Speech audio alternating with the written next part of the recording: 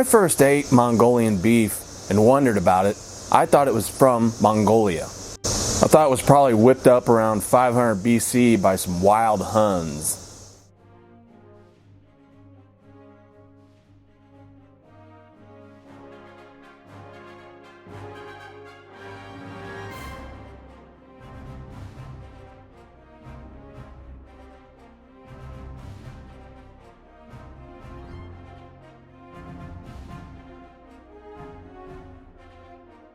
Roasted garlic is so easy to prepare, and it gives a much deeper flavor.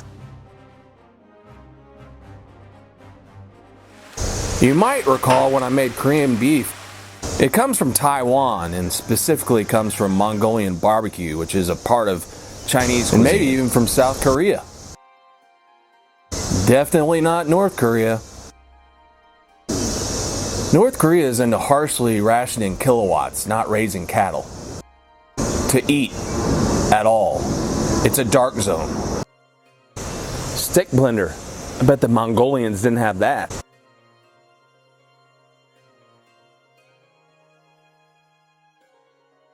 Tip steak is really cheap, and it gets tender when you marinate it, and it gets even more tender when it simmers in the sauce.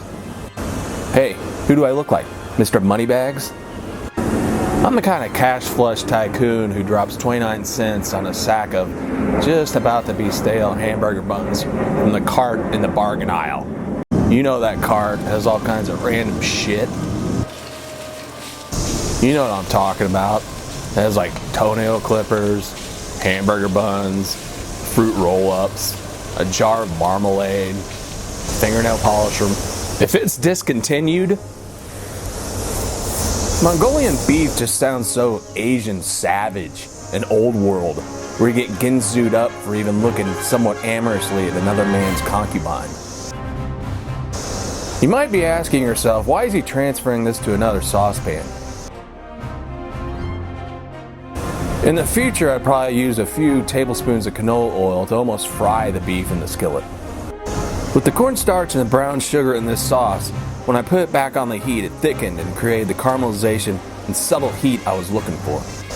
I always think of this as beef and broccoli without the broccoli, but I have steamed broccoli on the side with steamed rice, so it's just kind of like deconstructed broccoli and beef. The scallions and the sesame seeds, toasted if you want, add that little extra wang chung.